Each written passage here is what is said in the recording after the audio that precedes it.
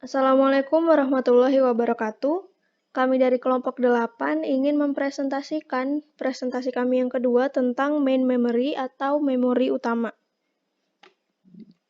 Nah, untuk subbab 8.5 yaitu pegging. Pegging adalah suatu metode yang memungkinkan suatu alamat memori fisik yang tersedia dapat tersusun tidak berurutan. Pegging merupakan solusi untuk masalah fragmentasi eksternal di mana ruang alamat logika tidak berurutan yang mengizinkan sebuah proses dialokasikan pada memori fisik yang terakhir tersedia.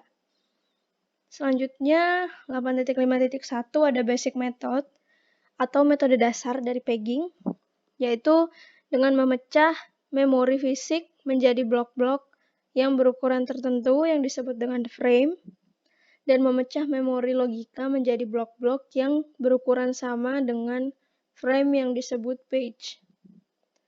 Selanjutnya ada 8.5.2 yaitu hardware support. Gambarnya seperti ini. Deskripsinya sama seperti basic method yang ada di sini. Gambarnya ditunjukkan seperti ini. Selanjutnya materinya akan dilanjutkan oleh rekan saya yang lain. Terima kasih. Assalamualaikum warahmatullahi wabarakatuh. Perkenalkan, nama saya Maurisa Arimbi Putri, NPM 190810101092. Di sini saya akan melanjutkan penjelasan dari teman saya sebelumnya. Jadi selanjutnya ada protection. Proteksi memori di sistem page dapat dilakukan dengan menggunakan protection bits yang terhubung dengan setiap frame. Biasanya bit-bit ini disimpan di dalam tabel page. Suatu bit dapat menunjukkan apakah suatu page tersebut bersifat read-only atau read-write. Jadi, dapat menunjukkan apakah suatu page itu hanya dapat dibaca atau dapat dibaca dan ditulis sekaligus. Setiap referensi ke memori pasti melewati tabel page untuk menemukan nomor frame yang benar. Nah, pada saat yang sama, ketika physical address dihitung, protection bits dapat diperiksa untuk memverifikasi bahwa tidak ada penulisan yang dilakukan ke dalam read-only page. Upaya untuk menulis ke dalam read-only page dapat menyebabkan pelanggaran perlindungan memori, karena read-only page itu seharusnya hanyalah page yang dapat dibaca saja, tidak dapat ditulis atau dieksekusi. Nah, metode ini dapat dikembangkan untuk menghasilkan perlindungan memori yang lebih baik lagi. Untuk memberikan proteksi yang lebih baik, dapat dilakukan dengan membuat bit yang memiliki sifat execute only atau hanya dapat dieksekusi. Bit lainnya yang biasanya terdapat di setiap entry pada tabel page adalah bit valid invalid. Bit valid menjelaskan bahwa page terletak di dalam ruang logical address suatu proses, dan bit invalid menjelaskan bahwa page terletak di luar ruang logical address suatu proses. Nah, ini bisa dilihat kan ada V sama I. Nah, V itu yang bit validnya, kalau I itu yang bit invalidnya. Ini bisa dilihat di sebelah kanan itu 234789 itu dia warnanya abu-abu. Nah, itu dia valid. Nah, untuk sisanya dia itu yang invalid. Kemudian ada shared pages. Kelebihan dari sistem paging yaitu adanya kemungkinan untuk dapat berbagi kode yang sama atau dapat menggunakan kode yang sama. Jika kode tersebut adalah read and run code atau kode murni atau pure code, maka kode tersebut dapat dibagikan atau digunakan secara bersamaan. Nah, kode murni ini merupakan kode non-modifikasi yang tidak pernah berubah selama eksekusi berlangsung. Dengan demikian, maka dua atau lebih proses dapat menjalankan kode yang sama di waktu yang sama. Setiap proses memiliki page datanya sendiri. Nah, setiap proses juga memiliki salinan registernya sendiri dan tempat penyimpanan untuk menahan data yang akan dieksekusi. Data untuk dua proses yang berbeda juga pastinya berbeda. Hanya satu salinan editor saja yang perlu disimpan ke dalam physical memory. Setiap tabel page pengguna akan dipetakan ke salinan fisik editor yang sama, tetapi page datanya dipetakan ke frame yang berbeda. Nah, jadi di sini itu ada ilustrasi sharing of code di dalam sistem paging. Ini bisa dilihat ada editor-editor. Ini di sebelah kanan sendiri itu editornya ditaruhnya di sini juga. Nah, ini tuh yang disebut dengan shared code tadi. Jadi setiap proses kan memiliki editor-editornya ini. Tapi yang ditaruh di sebelah kanan itu ya cuma satu aja, padahal harusnya kan ada 3. Nah, itulah yang disebut dengan berbagi kode. Nah, lalu subbab yang kedua ada struktur tabel page. Yang pertama ada hierarchical paging. Hierarchical paging atau paging bertingkat merupakan suatu metode paging dengan cara membagi sebuah tabel page menjadi beberapa tabel page yang memiliki ukuran lebih kecil.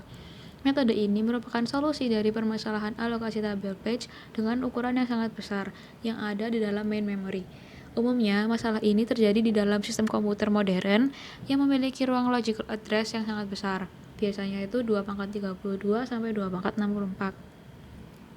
Metode ini itu dapat menghemat ruang memori yang dibutuhkan dalam pembuatan tabel page. Tapi, waktu akses yang diperlukan itu juga jadi lebih besar karena harus melakukan akses berkali-kali untuk mendapatkan physical address yang sebenarnya. Konsep dasar dari paging bertingkat ini yaitu menggunakan pembagian tingkat pada setiap segmen logical address. Setiap segmen menunjukkan indeks dari sebuah tabel page, kecuali segmen terakhir yang menunjuk langsung ke frame pada physical memory. Nah, segmen terakhir ini yang disebut dengan offset atau biasanya dilambangkan dengan huruf D. Jadi di sebelah kiri itu ada page, ada sebuah tabel page, lalu di pagingan lagi jadi beberapa tabel page lagi yang lebih kecil. Nah, lalu di sebelah kanan ini ada page offset tadi yang merupakan frame di dalam physical memory. Nah, jadi skema ini itu dinamakan skema two level page table.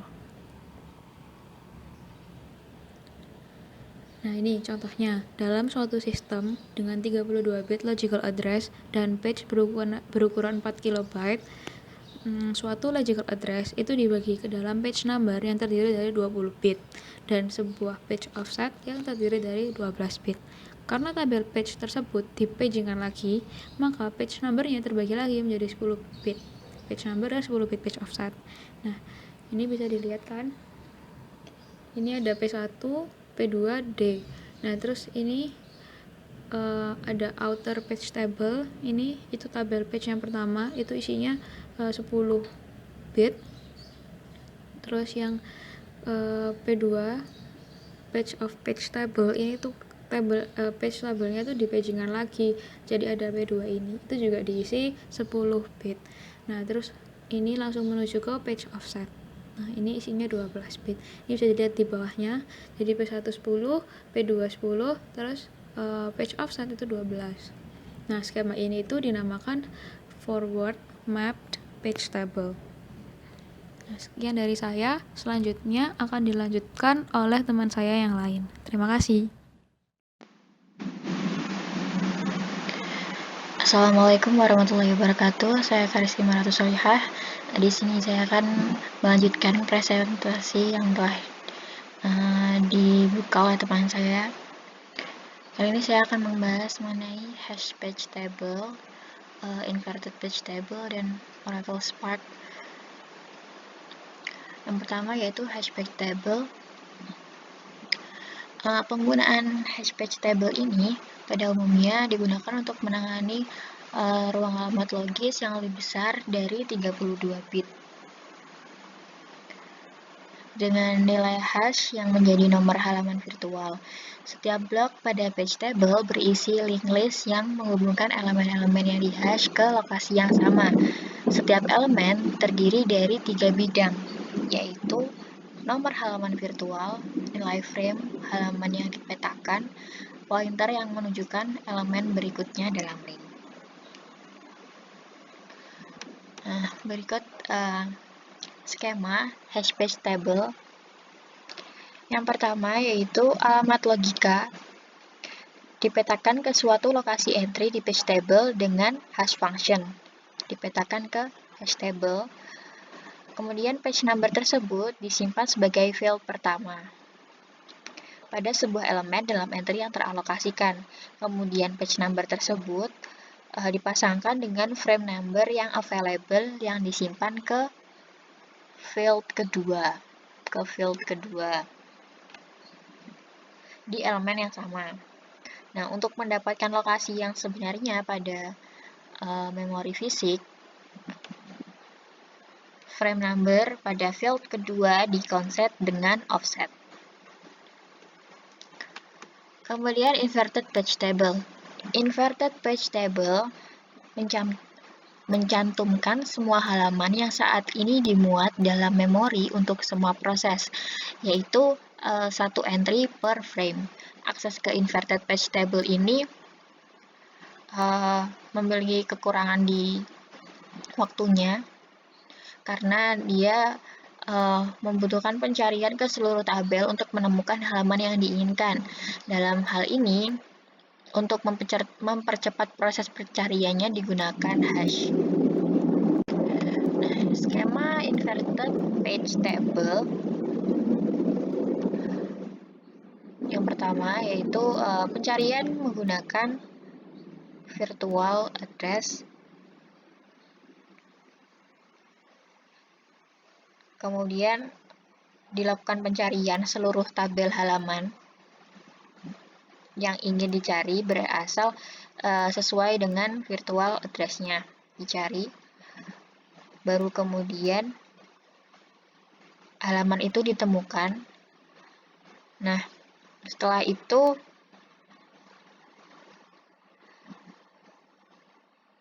baru ke area offset ini dan dapat physical address-nya. Kemudian Oracle Spark Solaris. Solaris menjalankan sistem operasi 64 bit di Spark CPU. Terdapat dua hash table, yaitu satu untuk kernel dan satu untuk semua proses pengguna. Setiap alamat memori dipetakan dari virtual ke memori fisik. Setiap entry table hash mewakili area yang berdekatan dari memori virtual yang dipetakan. Hal ini lebih efisien daripada memiliki entry table hash terpisah untuk setiap halaman.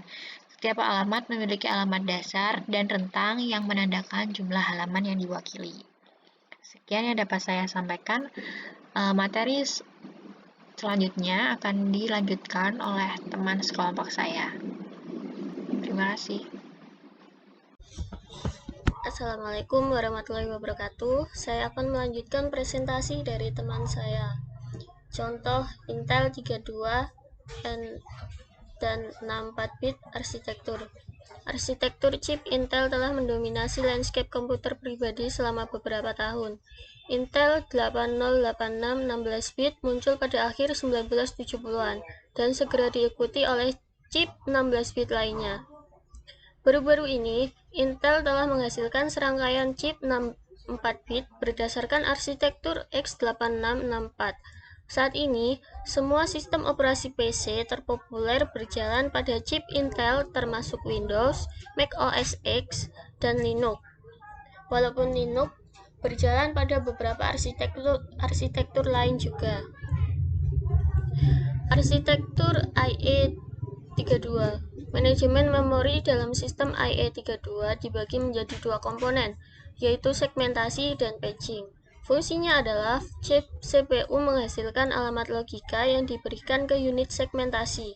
Unit segmentasi menghasilkan alamat linear untuk setiap alamat logis. Kemudian, alamat linear diberikan ke unit paging yang pada saatnya menghasilkan penyimpanan alamat fisik utama. Jadi, unit segmentasi dan halaman membentuk ekuivalen dari unit manajemen memori atau MMU. Skema ini ditunjukkan pada gambar ini. Segmentasi IE32. Arsitektur IE32 memungkinkan segmen menjadi sebesar 4 GB dan maksimum jumlah segmen per proses adalah 16K. Ruang alamat logis dari suatu proses dibagi menjadi dua partisi. Partisi pertama terdiri hingga 8K segmen yang bersifat pribadi untuk proses itu. Partisi kedua terdiri hingga 8K segmen yang dibagikan di antara semua proses.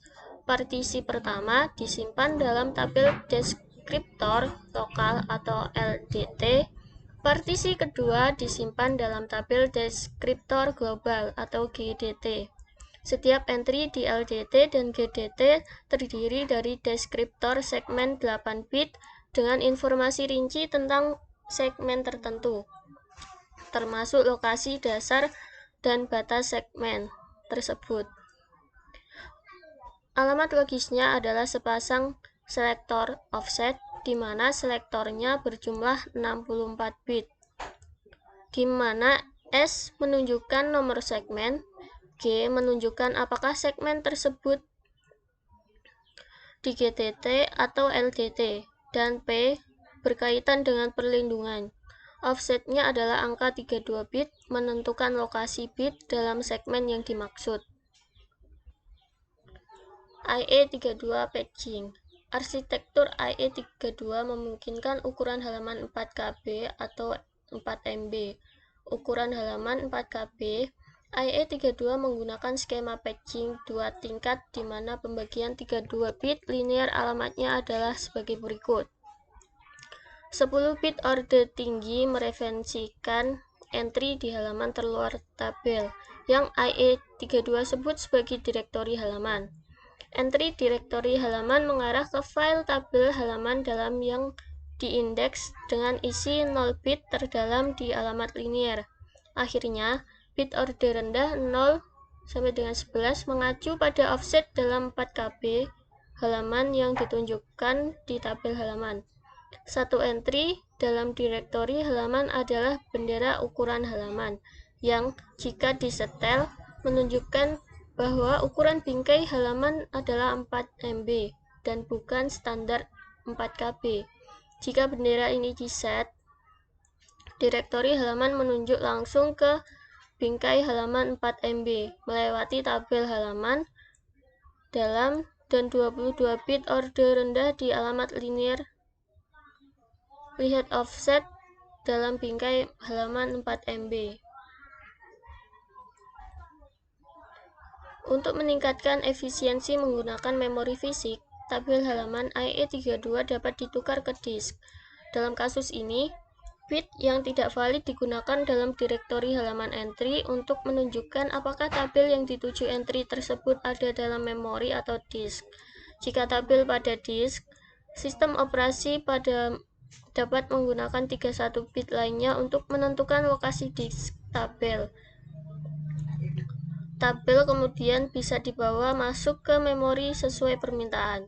Sebagai pengembang perangkat lunak, mulai menentukan batasan memori 4 GB dari arsitektur 32 bit. Intel mengadopsi ekstensi alamat halaman atau PAE yang memungkinkan prosesor 32 bit mengakses ruang alamat fisik yang lebih besar dari 4 GB. Itu perbedaan mendasar yang diperkenalkan oleh dukungan PAE. Adalah asal mula paging skema 2 tingkat. 2 bit teratas mengacu pada tabel penunjuk direktori halaman. Pengilustrasian sistem PAE dengan halaman 4 KB dapat dilihat seperti gambar ini. X8664. Intel memiliki sejarah yang menarik dalam mengembangkan arsitektur 64 bit. Awal entry ini adalah arsitektur IE64, kemudian dinamai Itanium, tetapi arsitektur itu tidak diadopsi secara luas. Sementara itu, produsen chip lainnya, yaitu AMD, mulai mengembangkan arsitektur 64 bit yang dikenal sebagai X8664 yang didasarkan pada memperluas set instruksi IE32 yang ada. X8664 mendukung lebih besar ruang alamat logis dan fisik, serta beberapa arsitektur lainnya. Secara historis, AMD sering kali mengembangkan chip berdasarkan Intel arsitektur, tetapi sekarang perannya dibalik karena Intel mengadopsi X8664 AMD arsitektur. Dukungan untuk alamat 64 bit menghasilkan 264 bit memori yang dapat dialamatkan angka yang lebih dari 16 quintillion atau 16 exabyte. Namun, meskipun sistem 64 bit berpotensi mengatasi masalah memori dalam praktiknya, jauh lebih sedikit dari 64 bit yang digunakan untuk representasi alamat dalam desain ini. Arsitektur x8664 saat ini menyediakan virtual 48 bit alamat dengan dukungan untuk ukuran halaman 4KB, 2 MB, atau 1 GB menggunakan 4 tingkat hierarki halaman. Karena skema pengalamatan ini dapat menggunakan PAE, alamat virtual adalah 48 bit dalam ukuran tetapi mendukung alamat fisik 52 bit atau setara dengan 4096 terabyte. Representasi dari alamat linear dapat dilihat pada gambar ini.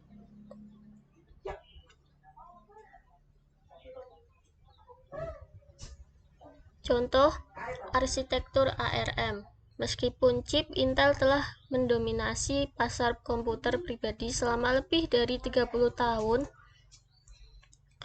itu bertahun-tahun, seringkali chip untuk perangkat seluler seperti ponsel cerdas dan komputer tablet sebagai gantinya dijalankan pada prosesor ARM 32 bit.